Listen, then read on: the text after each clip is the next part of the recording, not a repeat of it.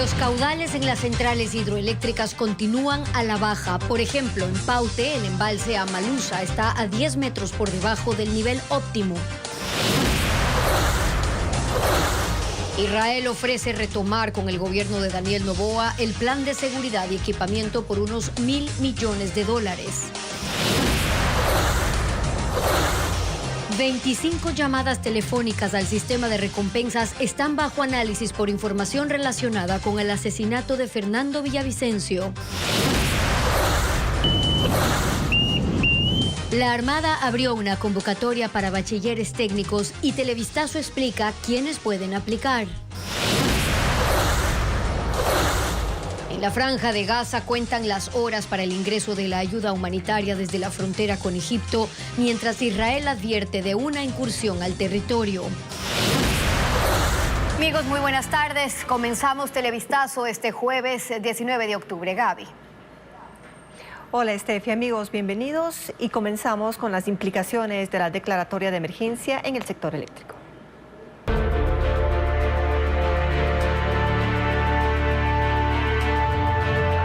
Estiaje, apagones al acecho.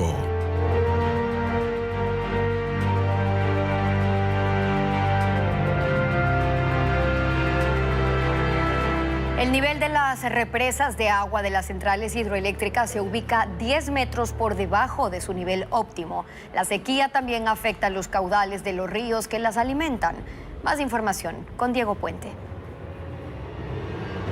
La falta de lluvias en el país afecta los niveles de agua necesarios para la generación hidroeléctrica. La sequía produce que cada día disminuya el caudal de los ríos que alimenta las centrales y los niveles de agua en las represas. Por ejemplo, Coca-Cola Sinclair, la central más grande del país, tiene un caudal de 145 metros cúbicos por segundo. Hace 20 días se registraban 164 metros. El nivel del agua en la represa se situó en 1.221 metros sobre el nivel del mar, cuando lo óptimo es que supere los 1.231 metros, es decir, 10 metros más de lo que se recibe actualmente. En otra parte del país, en el Austro, se encuentra el proyecto Paute. El río que alimenta la represa Amalusa tiene un caudal de 75 metros cúbicos por segundo. Hace 15 días era de 107 metros. El nivel de su embalse está en 1.980 metros sobre el nivel del mar. Para su funcionamiento óptimo se necesitan 10 metros más y situarse en 1.990 metros. Ecuavisa accedió a los datos de 10 centrales hidroeléctricas. En todas se evidencia menor cantidad de agua. Eléctricas sondean el mercado para adquirir energía de emergencia. La primera en conocer las propuestas será la empresa eléctrica Quito. Francisco Garcés con los datos. La emergencia declarada en el sector eléctrico por el Ministerio de Energía permitirá la contratación urgente de nueva generación termoeléctrica para suplir las necesidades del país y tratar de evitar los apagones. El objetivo es conseguir 465 megavatios adicionales para el sistema nacional. El plan está a cargo de la empresa eléctrica Quito, que presentó la propuesta de incorporación emergente de generación para el periodo de estiaje 2023-2024. En desarrollo del plan, la eléctrica invitó a 17 empresas para que presenten sus ofertas de instalación de generadores móviles. 7 de esas empresas formalizaron su intención y sus ofertas se conocerán este martes. Una vez que se definan las contrataciones, el gobierno deberá establecer dónde instalar la nueva infraestructura y cómo conectarla al Sistema Nacional de Distribución. Para eso ya se identificaron espacios en la provincia del Guayas, dentro de las plantas de Esclusa, Salitral y Pascuales, en donde se instalarán las primeras unidades en diciembre. Y para eso se hacen los estudios de la infraestructura que se deberá instalar para tener disponible la nueva energía. Complementariamente, las empresas eléctricas del país tienen la disposición de instalar la infraestructura de conexión necesaria para que las empresas privadas que cuenten con generación eléctrica disponible puedan ponerla a disposición del sistema nacional. La orden adicional se dio a Petroecuador para que inicie la importación de 50 millones de pies cúbicos de gas para la planta de Termomachala y construir la infraestructura para recibir y almacenar ese combustible. El presidente electo Daniel Noboa propuso en campaña el plan Fénix con tecnología israelí para crear una central de inteligencia y enfrentar al crimen organizado. Paul Romero conversó con el embajador de Israel, a quien consultó sobre los alcances de esta posible cooperación internacional. Para enfrentar al crimen organizado y al narcotráfico, el presidente electo Daniel Noboa propuso en campaña el denominado Plan Fénix. Con esta central de inteligencia y armamento táctico, ¿no? Dijo que lo hará con tecnología y cooperación de Israel, uno de los países más poderosos en la industria militar. Sach Sarid es el embajador de Israel en Ecuador. Señala que su país está listo para concretar la cooperación en seguridad y defensa. Eso depende del lado ecuatoriano. El lado ecuatoriano debe saber exactamente lo que necesitan, qué tipo de equipo, qué tipo de inteligencia, de conocimiento de inteligencia, qué tipo de entrenamiento. Nosotros tenemos de todo, ¿no? Para luchar contra el crimen organizado, los narcotraficantes. Así se retomarán las conversaciones sobre un acuerdo fallido con el gobierno del presidente Guillermo Lasso por aproximadamente $1.000 millones para la implementación tecnológica y capacidad operativa de las Fuerzas Armadas. Ecuador tiene un ejército muy bueno, tienen soldados muy buenos. Lo que falta, parece, es un poco de tecnología, porque el país no estaba acostumbrado a luchar contra gente que están traficando drogas o organizando el crimen. Lo que falta es, de verdad, primero la tecnología, más que todo, y después también el conocimiento de cómo operar esa tecnología. Lo que se ha concretado hasta el momento con Israel es la compra de 5.700 fusiles, cascos, chalecos para el ejército. Además, 137 vehículos tácticos 4x4 y 6x6 para operaciones en la frontera norte por $78 millones. El diplomático, quien llegó al país el 11 de octubre, aclaró que aún no existe una fecha para reunirse con el presidente electo Daniel Noboa, a quien agradeció por su respaldo al gobierno de Israel ante la guerra que enfrenta con el grupo terrorista islámico Hamas.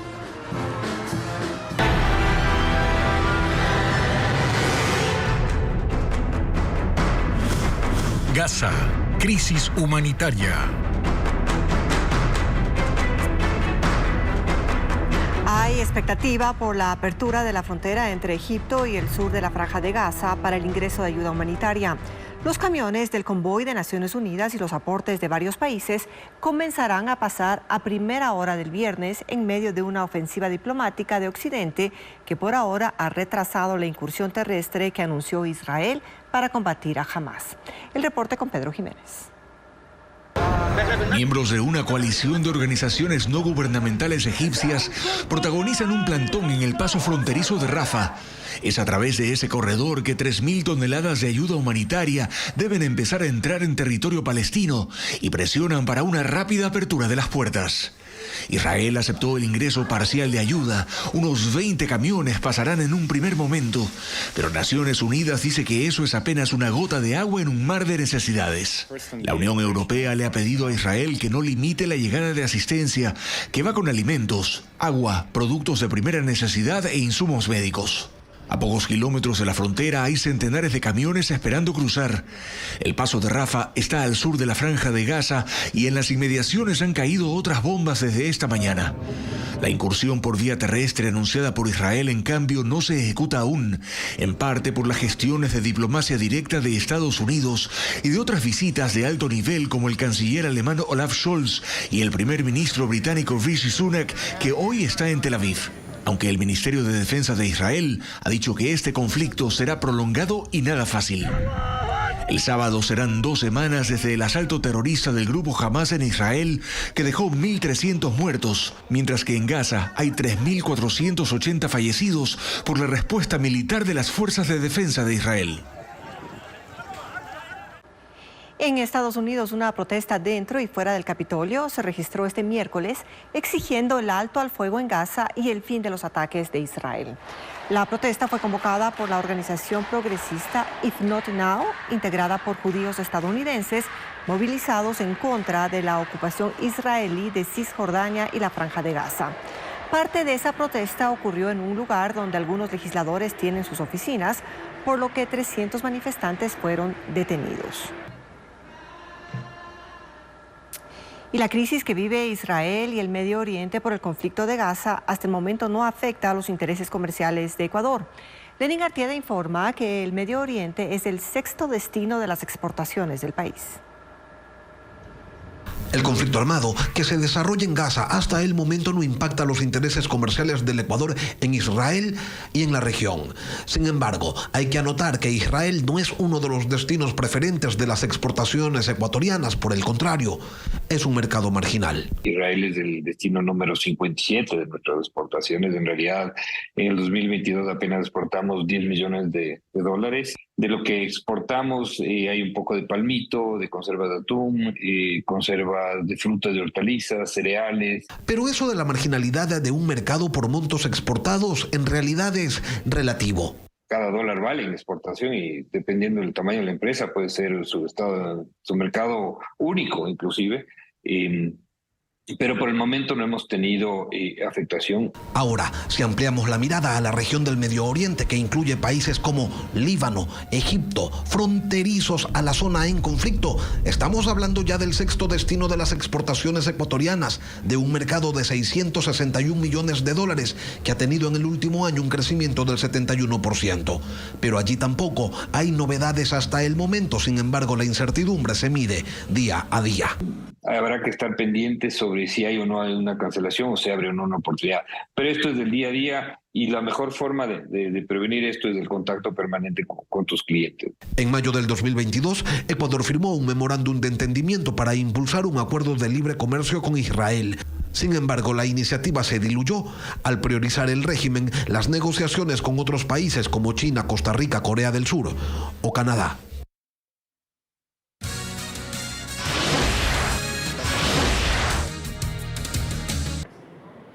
El gobierno de Estados Unidos aún no publica las condiciones que deberán cumplir los ecuatorianos que deseen acogerse al proceso de permiso humanitario de reunificación familiar. Sin embargo, se detalló algunos requisitos, como lo informa ahora Fabiola Santana. El Departamento de Seguridad Nacional de los Estados Unidos delimita los criterios para conceder el permiso de reunificación familiar. Por ahora ha adelantado que serán considerados los familiares inmediatos de ecuatorianos que tienen la ciudadanía estadounidense o residentes permanentes legales. Los familiares beneficiados deben estar fuera de los Estados Unidos, pasar por la investigación de antecedentes y requerimientos médicos y no haber recibido una visa de inmigrante, que es la que se entrega a la persona que desea vivir permanentemente en los Estados Unidos. También deberán demostrar razones humanitarias urgentes o un beneficio público significativo para la entrega del permiso. Según información oficial, se podrían incluir a determinados hijos y hermanos de los ciudadanos estadounidenses y cónyuges e hijos de residentes permanentes legales. El gobierno de los Estados Unidos proporcionará más detalles de este beneficio. Se estima que en ese país viven 1.087.000 ecuatorianos. Desde que se habilitó el plan de recompensas financiado por Estados Unidos, se han recibido más de 3.000 llamadas. 25 de ellas tienen que ver con el asesinato del ex candidato a la presidencia, Fernando Villavicencio. Carla Delgado con los detalles.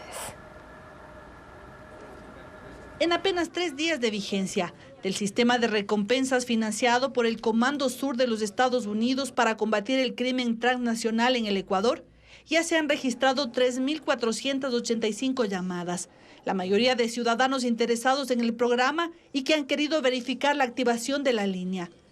Sin embargo, de estas llamadas, 32 ya han sido verificadas, es decir, son útiles para investigaciones de interés nacional.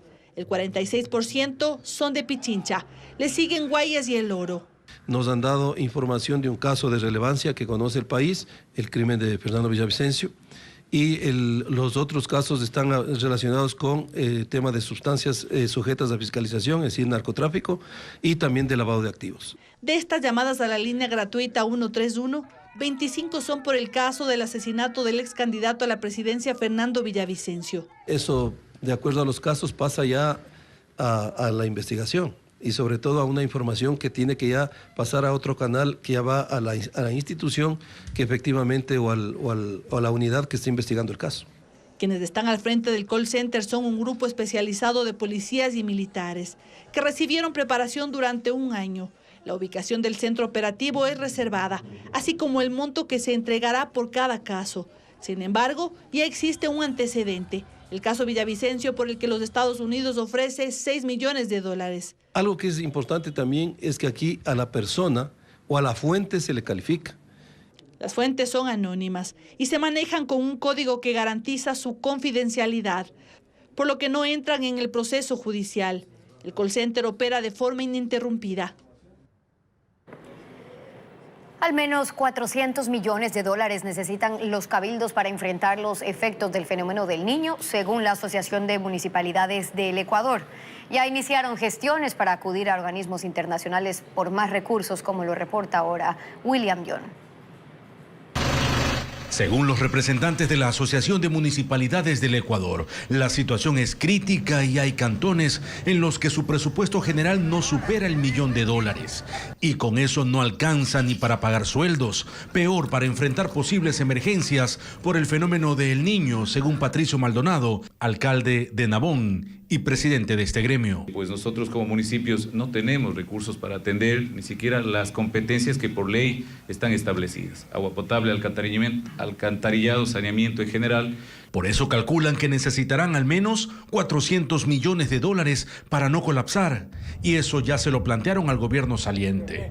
¿Cómo lo obtendrían? Serían 200 millones de dólares por la venta de bonos, otros 50 millones derivados del presupuesto general del Estado y 150 millones más de organismos multilaterales. Y eso no es todo. Tampoco tienen maquinaria ni personal para atender emergencias. Tiene el gobierno central alrededor de 160 máquinas tipo excavadoras de oruga que serviría tanto a nuestros municipios que de por sí ya tenemos limitaciones para poder atender. ¿Cuál es la contraparte de los municipios? Eso dependerá de cada cantón, pero en el caso de Salitre, el más bajo en la cuenca del río Guayas y considerado de alto riesgo, no tiene presupuesto en caja para estos casos. Su alcalde mencionó que solo lograron conseguir dotaciones de alimentos. Para emergencias no podemos nosotros separar recursos. Y lo que nosotros en estos momentos tenemos alrededor de 1.805 kits de alimentos preparándonos para este fenómeno que a la final pues no pueda llegar. Otro planteamiento hacia el gobierno es que se acorten los tiempos para contratación de obras y compra de equipos.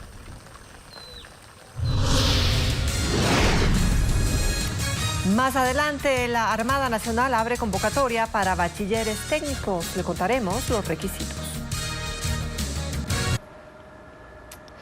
La Armada del Ecuador abrió una convocatoria para bachilleres técnicos en 3 especialidades. Hasta el 25 de octubre podrán aplicar aquellos jóvenes que cuenten con la nota de postulación de la CENESID. Luis Alfredo Zúñiga con el detalle. Es un proceso de reclutamiento exclusivo para bachilleres técnicos. Lo abrió la Armada del Ecuador para quienes quieran formar parte de la Escuela de Grumetes Contramaestre Juan Suárez, en Salinas, provincia de Santa Elena. Buscan a jóvenes con especialidades en 3 áreas. Que tengan conocimientos secundarios en el área de mecánica, electrónica y electricidad. La postulación la podrán hacer hasta el 25 de octubre en la página web www.reclutamiento.armada.mil.es. Y los requisitos son tener de 18 a 22 años, una estatura mínima de 1,65 m, contar con el título de bachiller y el certificado de la nota de postulación del segundo periodo 2023 de la CENESID. Quienes ingresen recibirán una formación de 2 años. Una vez finalizados los 2 años, ellos obtienen su grado militar de marineros y asimismo un título académico que serían técnicos en ciencias navales.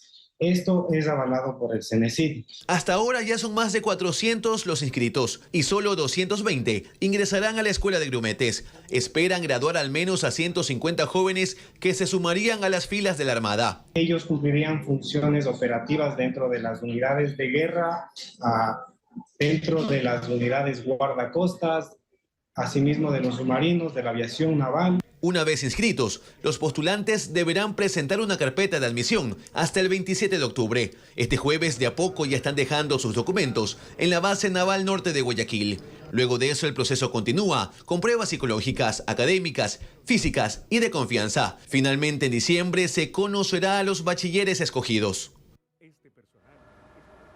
25 ambulancias nuevas fueron adjudicadas a la Red Pública de Salud durante un acto en la provincia de Manabí.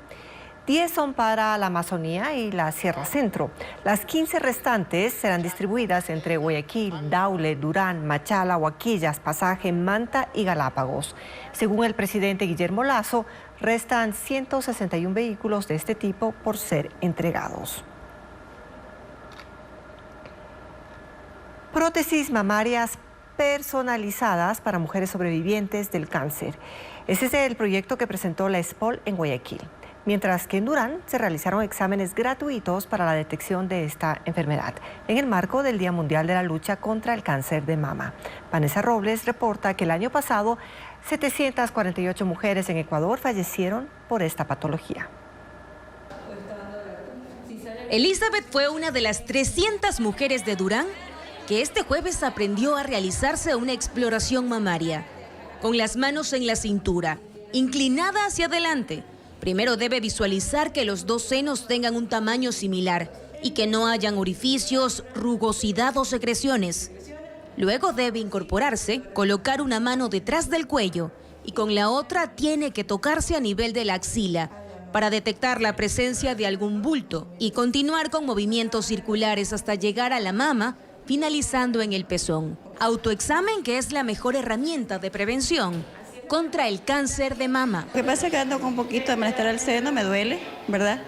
Entonces, como tengo tiempo que no me he hecho atender, entonces ocurrí aquí. La Universidad Bolivariana, con sede en Durán y en convenio con otras instituciones, realizaron charlas, exámenes gratuitos y foros para prevenir el cáncer de mama, razón por la que 748 mujeres murieron el año pasado en Ecuador. Es la primera causa de muerte por cáncer en mujeres. La idea es que las mujeres nos realicemos todos los años una autoexploración mamaria para determinar o detectar si existe o no algún cambio a nivel de los senos. 1 de cada 100 hombres son diagnosticados al año de cáncer de mama. En el caso de las mujeres, 1 de cada 8 mujeres se diagnostican anualmente con cáncer de mama. Otra de las actividades se dio en la SPOL. Allí Solca realizó una conferencia para concientizar sobre este mal que suele aparecer entre los 30 y 60 años. Según el Instituto del Seno en Ecuador, entre los factores de riesgo constan no amamantar, que el primer parto sea después de los 35, el uso de anticonceptivos combinados, la obesidad y el consumo de alcohol y tabaco. Argentina tendrá elecciones presidenciales este domingo. El kirchnerismo intentará mantenerse en el poder que ostenta desde hace 20 años, interrumpido solo por un periodo en el gobierno de Mauricio Macri. Hay 5 candidatos que han hecho énfasis en el futuro económico durante los debates y los cierres de campaña. Nos informa Pedro Jiménez. 35.800.000 argentinos están llamados a las urnas para elegir un gobierno que enfrente la necesidad de estabilizar la economía, procurar el equilibrio fiscal, combatir la inflación e impulsar la generación de empleo. En medio de una crisis que, según expertos, se traduce en pobreza y vulnerabilidad económica continua. En Argentina hay 45 millones de habitantes, unos 18 millones viven en pobreza. Y es ahí donde entran en juego los 5 candidatos presidenciales. El ministro de Economía del gobierno de Alberto Fernández, Sergio Massa, abogado de 51 años, va por el oficialismo. Participó en las presidenciales de 2015 cuando quedó en tercer lugar. Fue el año en el que el opositor Mauricio Macri ganó las elecciones. Y ahora es Javier Milei, economista y diputado, que con su estilo excéntrico y sus propuestas de dolarización de la economía y recortes en el tamaño del Estado, se presenta como uno de los favoritos para la primera vuelta. Fue el más votado en las elecciones primarias y, según los sondeos, estará en la definición en un balotaje en noviembre. Mientras que Patricia Bullrich, con 50 años en la política, quien fue ministra de Seguridad de Mauricio Macri, ha basado su campaña en críticas al kirchnerismo y se presenta como la mujer que va a poner en orden a la Argentina.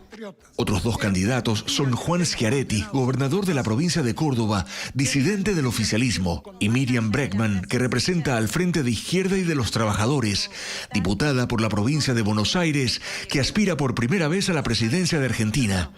En estas votaciones generales, que servirán además para elegir diputados y senadores nacionales, algunos gobernadores y otros cargos locales.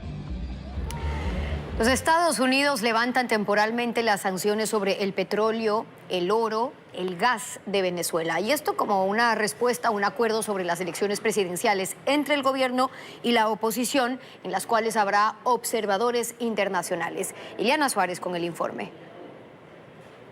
Estados Unidos acordó suspender por 6 meses algunas sanciones al petróleo, gas y el oro de Venezuela. En noviembre de 2022, Joe Biden inició una flexibilización de sanciones cuando Nicolás Maduro comenzó diálogos con una facción de la oposición para trabajar juntos en las elecciones presidenciales de 2024. Pero ahora los alivios otorgados son más amplios y le permiten al gobierno venezolano reanudar acciones comerciales con otros países de la región y el Caribe. Pasemos la página, reconstruyamos una relación de respeto. Sin embargo, esta concesión será revocada si Maduro no levanta la prohibición a la candidatura presidencial de varios opositores inhabilitados y libera a presos políticos. Desde marzo de 2015 hasta agosto de 2019, Estados Unidos ha impuesto más de 900 penalidades económicas para congelar propiedades, bloquear transferencias e incluso impedir la entrada a su país de los miembros del gobierno venezolano. Hasta enero de este año, Venezuela perdió $232 mil millones por estas sanciones. Detractores del presidente Joe Biden afirman que este acuerdo entre el gobierno venezolano y una parte de la oposición no se hubiera dado sin la necesidad de buscar petróleo a precios más bajos tras la guerra de Ucrania. En el Festival Internacional de Artes Escénicas Pinguyo y los Curiquingues estarán artistas de Uruguay, Perú y Ecuador. También este fin de semana se estrenará la obra El Cholito en los Andes Mágicos en el Teatro Muégano de Guayaquil. Estefanía Arias con los eventos culturales. ¡Los protocolos de seguridad! Josefina Misterio de los 7 Mares Verdesoto Martínez es la agente 00097. Así se titula esta obra familiar que cuenta la vida de una mujer que padece Alzheimer. Un día recibe una llamada en la que le piden cumplir un caso. La función será en el Centro Cultural Casa Toledo en Quito, los domingos 22 y 29 de octubre a las 11:30 de la mañana. Será un día dedicado al teatro, música, títeres y danza. El Festival Internacional de Artes Escénicas Pinguyo y los Curiquingues se inaugura este sábado en la Casa de la Música en Quito. Un evento en el que participan artistas de Uruguay, Perú y Ecuador, entre ellos el músico taita Rosalino Bautista, quien dará una charla sobre la confección de pinguyos. El festival comienza a las 11 de la mañana. El Cholito en los Andes Mágicos estará este fin de semana en el Teatro Muégano en Guayaquil, una obra que narra la historia de un niño que vivirá varias aventuras para volver a casa, mientras en el camino descubre personajes imaginarios populares de los Andes. Es una adaptación a los títeres de la novela homónima de Óscar Colchado Lucio. Las funciones serán el sábado 21 a las 5 de la tarde y el domingo 22 a las 12 del día. Se bañan las estrellas.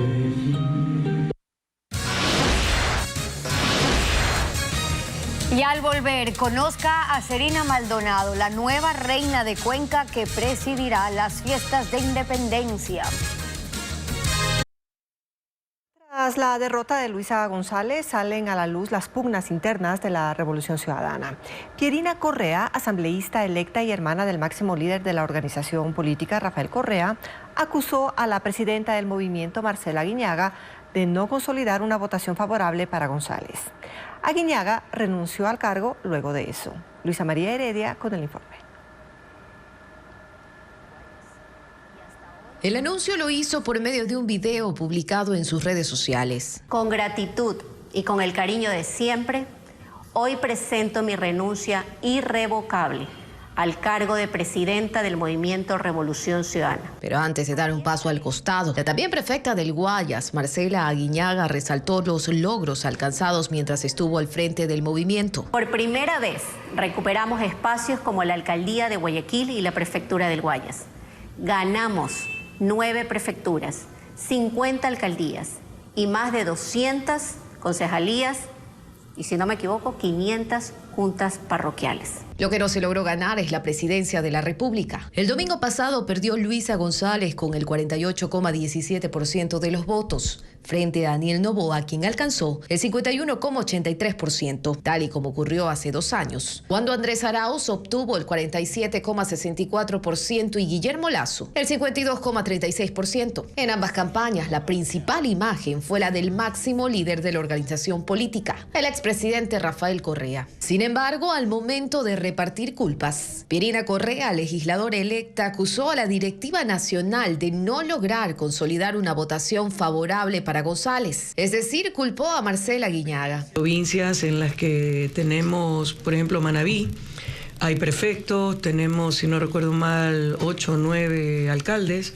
Sin embargo, se bajó como 5 puntos. Incluso recomendó que quienes aspiren a un cargo no sean parte de la directiva del movimiento, lo que también dejaría fuera a Pavel Muñoz, alcalde de Quito, y a Paola Pavón, prefecta de Pichincha, otras 2 figuras del correísmo. Aguiñaga le respondió con este posteo. El Buró Político del movimiento solo ha publicado un comunicado para agradecerle a Marcela Aguiñaga por su gestión y no ha anunciado su reemplazo.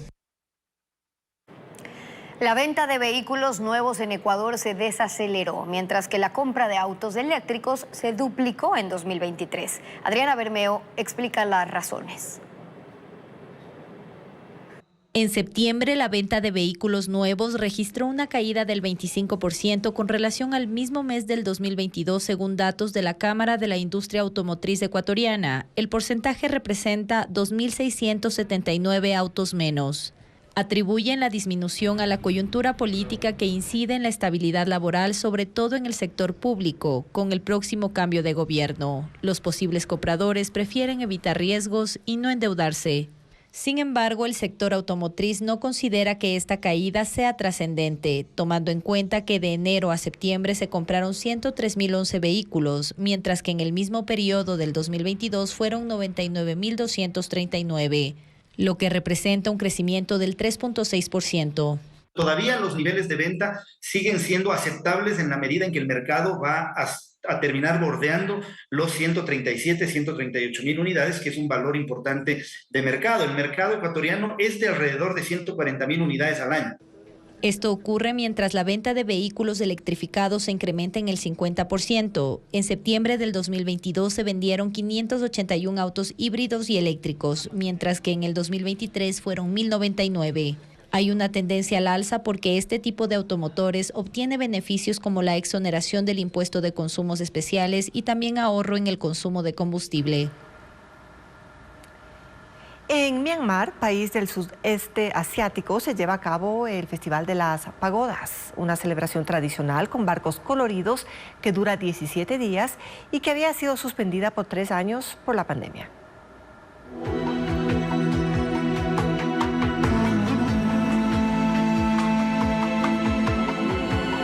Este es el lago Inle, situado en las montañas Shan, y es uno de los principales destinos turísticos de Myanmar. Este año volvió a ser el escenario de un pintoresco festival que se celebra en octubre. Se trata de la pagoda Phang Dao, conocido por sus carreras de botes en las que cada uno lleva entre 40 y 100 deportistas que impulsan la embarcación con remos atados a sus piernas. Cientos de residentes locales observan las actividades desde pequeños botes en el lago y otros más desde la costa.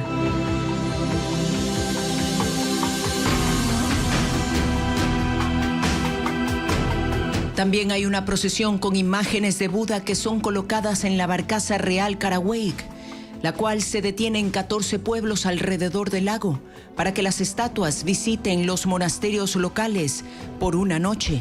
Esta celebración dura 17 días.